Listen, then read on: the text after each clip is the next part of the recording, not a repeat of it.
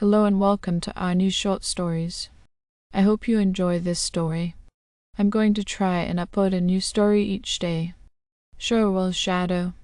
On the Isle of Wight, nestled within the rolling green hills and dense woods, lay the sleepy village of Shorwell. Known for its ancient church, quaint cottages, and an air of eerie tranquility, it had long harboured the secret one whispered only in hushed tones among the oldest residents.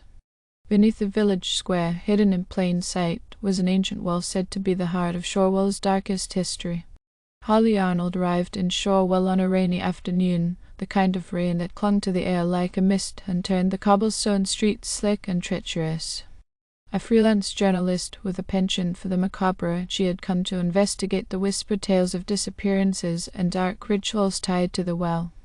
Her research hinted at a sinister legacy dating back centuries, a time when the villagers were said to perform rituals to appease dark spirits that lived beneath the earth. The first thing Holly noticed about Shorwell was the silence. Even the rain seemed muted, absorbed by the dense foliage and thick stone walls. She checked into the only inn in the village, a creaky structure that smelled faintly of damp wood and age. The innkeeper, a wiry man with clouded eyes, regarded her with a mix of curiosity and caution. "You're not here for the well, are you?" he asked. Holly hesitated before nodding. "I've heard stories. I'm a journalist." The innkeeper's expression darkened. "Some truths are better left buried the well. It's not just a hole in the ground, it's a wound." That night, Holly pored over her notes in her room. Records of disappearances dated back to the 1600s, each one tied to cryptic references in parish records. The soul for the shadows. She traced her fingers over the words, a chill running down her spine. The next morning, Holly set out to find the well. It was easier than she expected. The villagers' reluctance to speak of it seemed to act as a reverse map, directing her with their vision. She found it in the center of the village square, covered by a heavy, rusty grate. The stone rim was ancient, weathered smooth by centuries of wind and rain. Inscribed along the edge were words in Latin, tenebris animi redunt, to the shadows, soul's return. Holly knelt beside the well, her camera poised to capture every detail. As she adjusted the lens, she noticed something strange. The rainwater pooled around the well seemed darker, thicker, almost like ink. A faint, foul odor wafted up from the depths. She leaned closer, shining her flashlight down into the darkness. The beam was swallowed almost immediately, as though the well drank the light itself. Careful. Holly startled, nearly dropping her flashlight. A woman stood there, her face pale and framed by a black hood. "You shouldn't linger here." "The well? It listens?" Holly asked. "Margaret. My family's been here for generations. We've kept the old stories." Holly's curiosity flared.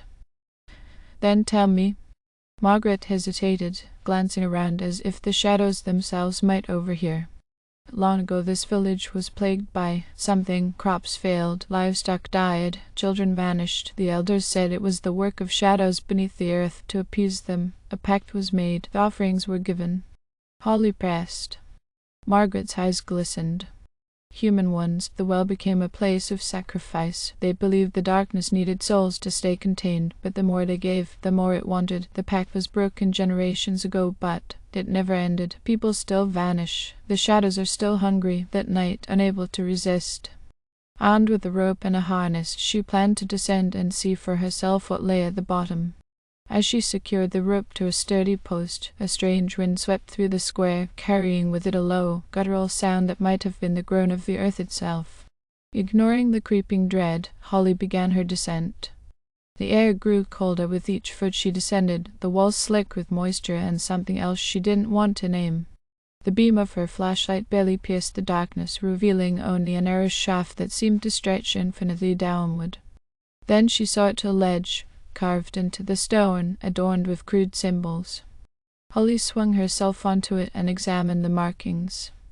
They depicted figures, villagers. It seemed a kneeling before a towering, shapeless shadow.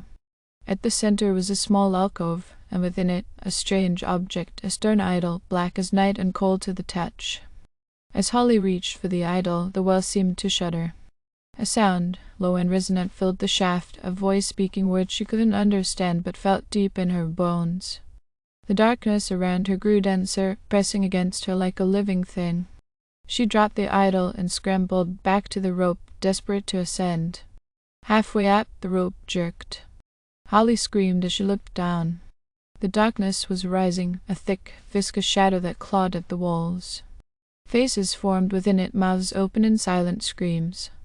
She climbed faster, her hands raw and bleeding, until she finally reached the top and collapsed onto the cobblestones.